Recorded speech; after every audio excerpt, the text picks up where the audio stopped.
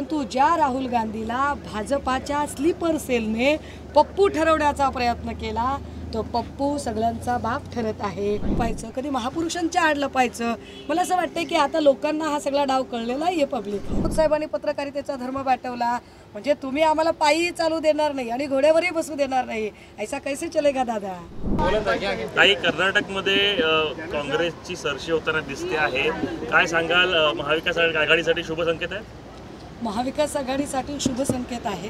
हे निकाल एकूणच देशभरामध्ये मोदी है तो मुमकिन है असं म्हणणारे जे लोक होते त्या सगळ्या भक्तगणांच्यासाठी तर चपराक आहेच, पण असं म्हटल्यावर ज्या अनेकांची उमेद थोडीशी खचल्यासारखी होत होती त्या सगळ्यांच्यासाठी हा ऊर्जादायी निकाल आहे। एकूण गेल्या 9 वर्षामध्ये ज्या पद्धतीने मोदीजींनी एक प्रचंड नकारात्मकतेचं आणि काय म्हणता येईल हेट पॉलिटिक्स पसरवलेलं आहे त्याला लोक कंटाळलेले आहेत।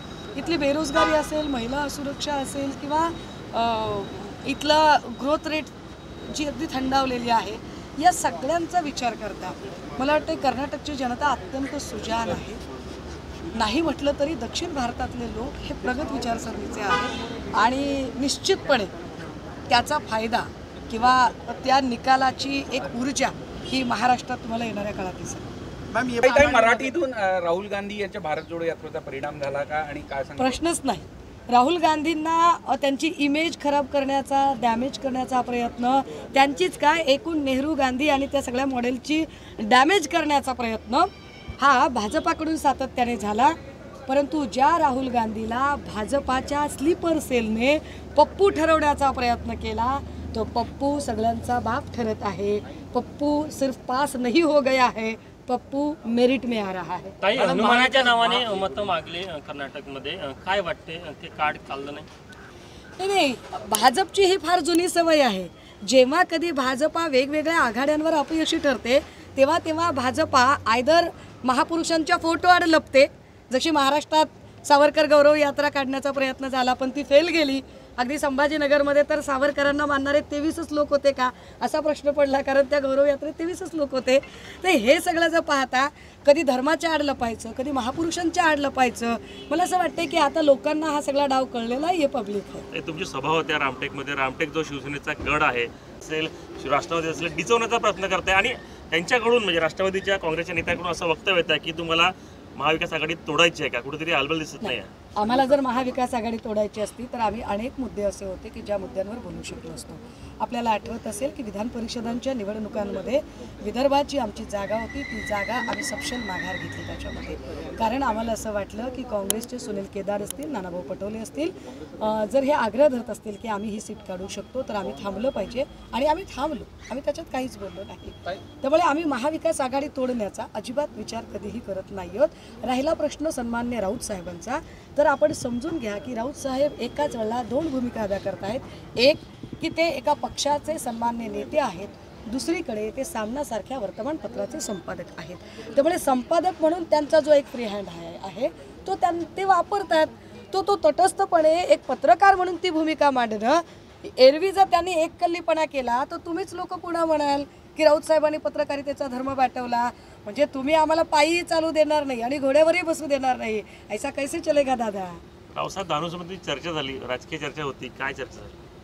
आम्ही कर्नाटकच्या निकालाबद्दल बोलत होतो। कर्नाटकच्या निकालाचं एकूण जे आजचं वातावरण आहे त्यावरती आम्ही बोलत होतो, तेव्हा त्यांचं असं म्हणणं पडलं की होय आम्ही जरा पिछाडीने आहोत, परंतु काय कर्नाटकमध्ये कोणतंच सरकार 2 वेळा कंटिन्यू करत नाही, त्यामुळे आम्ही कदाचित यावेळेला पिछाडीवर आहोत। पण मी त्यांना म्हटलं की तुम्हाला असं वाटत नाही का, असं वाटत नाही का दानवे साहेब की मोदीजींची वाढती नकारात्मकता ही या सगळ्या गोष्टींवर परिणाम करते? तर ते म्हणाले आता फार गर्दी आहे, नंतर बोलूया। थँक्यू ताई।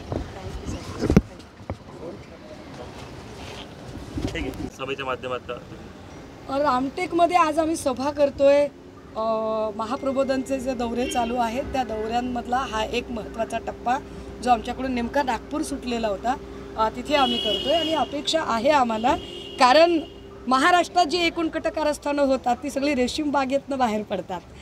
इवन काल जी नवीन फडणवीस साहेबांनी कोर्टाच्या निकालाच्या संबंधाने नैतिकता हा शब्द वापरला, जर ऑनरेबल कोर्टाने स्पष्टपणे देवेंद्र फडणवीस यांचा हस्तक्षेप गैरलागू होता असं कोट केलेलं असताना सुद्धा फडणवीस साहेब ज्या नैतिकतेच्या गप्पा मारतात ती नैतिकतेची व्याख्या रेशीम बागेतनं तयार होते. त्यामुळे मला वाटतं की मी रेशीम बागेच्या प्रभावित झालेल्या या सगळ्या परिसरामध्ये आमची सभा होणं फार गरजेचं आहे. आणि पण मॅडम, महाविकास आघाडीमध्ये सगळं आलबेल दिसत नाहीये. तुमच्यावरती अजित पवार ज्या पद्धतीने बोलले, ताई दादा तुम्ही बोलता वगैरे, तुम्ही काल बोललात, पण तुम्ही आता खूप उत्साही दिसतात. अजित पवार प्रकरण महाविकास संपलंय का? आघाडीमध्ये दिसत नाही ना. लक्षात घ्या, मी कालही म्हटलं की अजितदादा हे आमचे ज्येष्ठ नेते आहेत. ज्या कार्यक्रमात तो इन्सिडेंट घडला तो कम्प्लिटली अराजकीय कार्यक्रम होता आणि त्यात इंटेन्शनली कोणालाही बोलणे असे काहीच ठरवून नव्हते. तो एक इमोशनल फ्लो होता. त्या इमोशनल फ्लोमध्ये विशेष म्हणजे दादांचे नावही त्याच्यात अजिबात उल्लेखलेले नाही. तुम्ही पुन्हा एकदा बघा. पण तरीसुद्धा बातम्यांचा थंबनेल म्हणा किंवा इतर गोष्टी, दादांनी काल जे काही म्हटलं, मी दादांच्या बाकीच्या सगळ्या गोष्टी ऐकेल, पण त्यांची एक गोष्ट नाही ऐकणार की तुम्ही आम्हाला नाही सांगायचं. आम्ही दादांना सांगू, वारंवार सांगू, कारण दादा आमचे नेते आहेत, दादा आमचे हक्काचे आहेत, दादा महाविकास आघाडीचा एक महत्त्वाचा घटक आहे. दानवे तुमचे नेते आहेत आणि त्यांच्याकडे तुम्ही जायला पाहिजे असं ते अहो, म्हणतात. दानवे पण आमचे आहेत, आमच्या निलमताई सुद्धा आहेत. मी म्हणून म्हटलं की पर्टिक्युलर कोणा एकाचं नाव घेतलेलं नाहीये. विरोधी बाकावरच्या कुठल्याही माणसाने आवाज उठवणं अपेक्षित आहे. जसं की हा सगळा बाईट ऐकल्यानंतर मला रत्नागिरीतनं आमचे आमदार वैभव नाईकांचा फोन आला आणि वैभव दादा म्हणाला की ताई तुमचं म्हणणं बरोबर आहे, आमची चूक आहे की आम्ही सभागृहात हा क्वेश्चन रेज करायला पाहिजे होता. कारण आपण पाहिलं असेल की शीतल म्हात्रे प्रकरणामध्ये यामिनी जाधव आणि त्यांच्या सकट अनेक महिला तिकडे आक्रमक झाल्या होत्या.